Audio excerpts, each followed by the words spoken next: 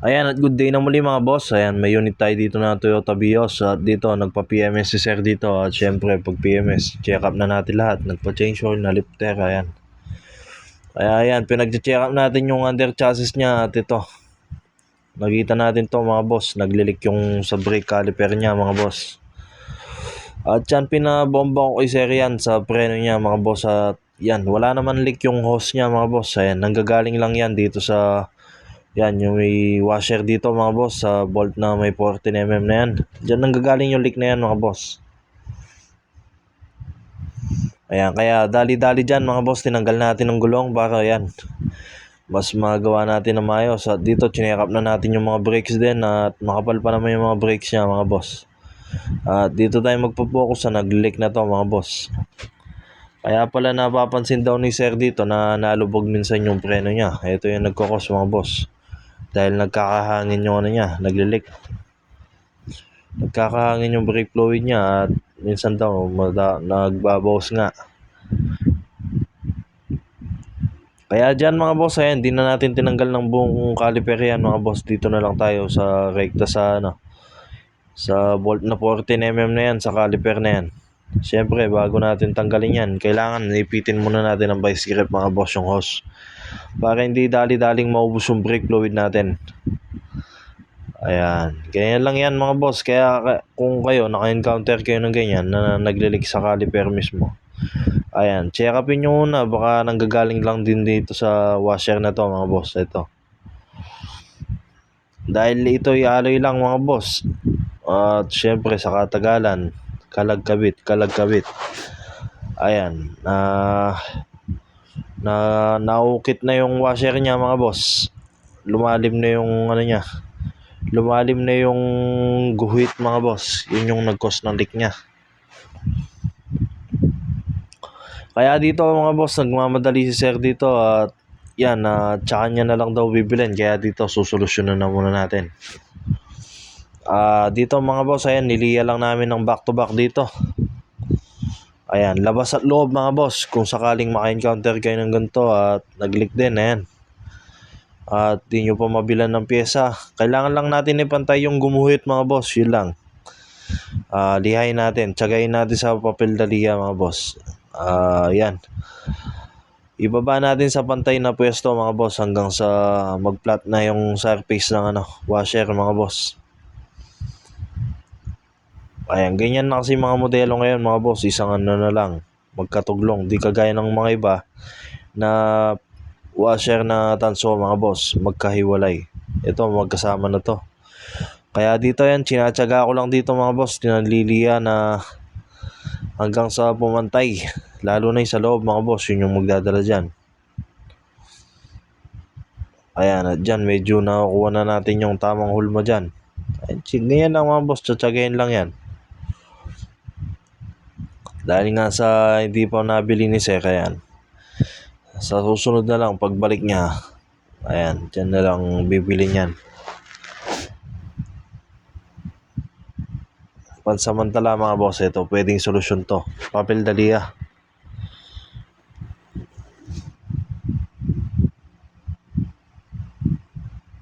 Naubusan na kasi kami ng washer na tanso dito mga boss kaya ayan, sinatsagaan na lang namin na liyahin dito. Kasi pag bumili kayo ng washer na tanso, kailangan yung yan, ganyan, saktong-sakto, walang allowance.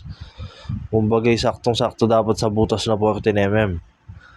Ganyan yung washer na dapat para dyan mga boss. Kaya yan, saktong-sakto yan kaya niliyan na muna namin mga boss. Ayan, dyan nililinis ko lang dyan, tinitignan ko kung may guhit pa. At dito na-achieve ko naman yung pantay na mga boss. Kaya yan, ilalagay na natin yan.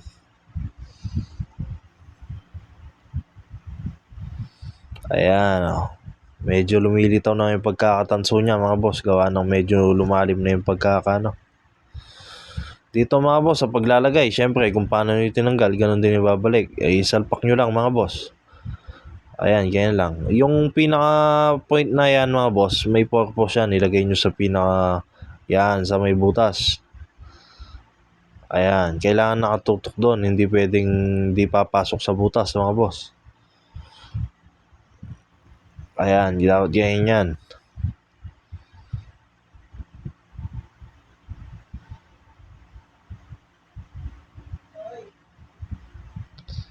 At yun, iangat nyo yun mga boss, kailangan nasa taas yan. Siyempre, higpitan na natin yan. Saktong higpit lang mga boss, gawa ng alloy lang to. Pansamantala mga boss, dahil papabilang ko din si sir dito ng yan, ganyan talaga. Kasi yung mga stock nito mga boss, yung original nito makapal. Yung sa kanya, gawa ng sa katagalan ng panahon, ayan, numipis hanggang sa gumuhit. Yan.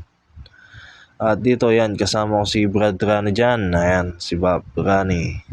Siya yung magbobomba dyan mga boss, dahil i-bleed natin dyan.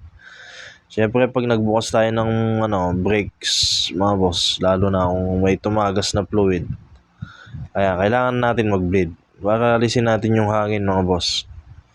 Ayan, sa pagbe-bleed nito mga boss, may 8mm yan.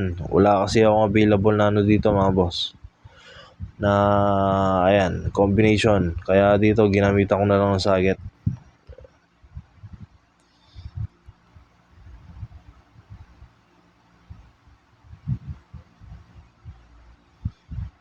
Pag na-achieve nyo na yung pinong malakas na buga ng fluid mga boss, at buo na, wala nang bula, all goods na yan.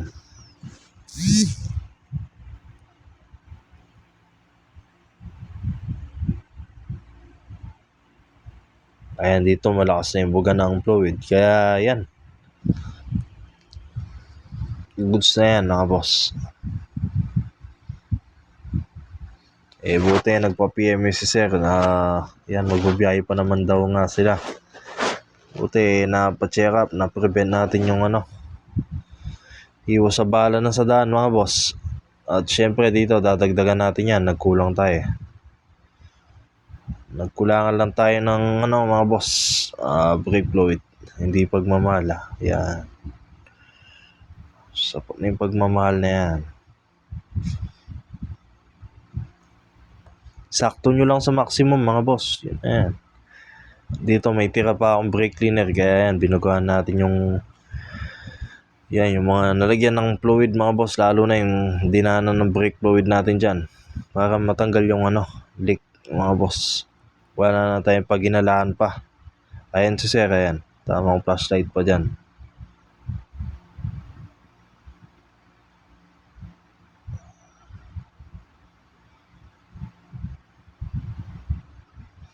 Ayan, kaya kung may ganito kayo unit at naka-encounter kayo ng ganyan mga boss, ayan, pwede nyong gayahin yung ginawa ko mga boss.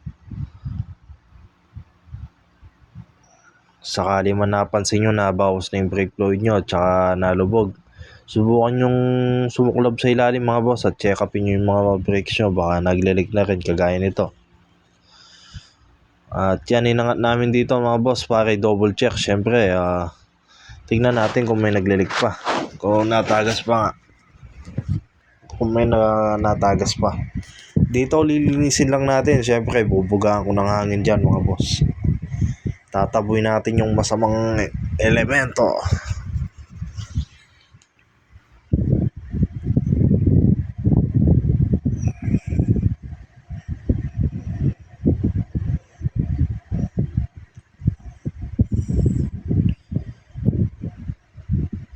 Para naman malaman nyo mga boss kung may tama yung hose, syempre papakan nyo, pabomba nyo sakaling sa hose nang gagaling. Syempre magle-leak naman yung hose. Dito mga boss, walang leak yung hose, kaya garantisadong okay yung hose. Dito lang talaga nagmumula sa washer na to mga boss. Kadalasan yan, sa katagalan ng washer, lalo na sa kalaghigpit, yan, minsan nagkakataon talaga yan. At dito yan, napandar na namin yan mga boss, at pinagbobomba na namin dyan. At yan, all goods naman mga boss. Sa ngayon walang leak. Yan, papa-observe ako na lang kay Sir dito. Observation na lang to mga boss. Dito mga boss wala na.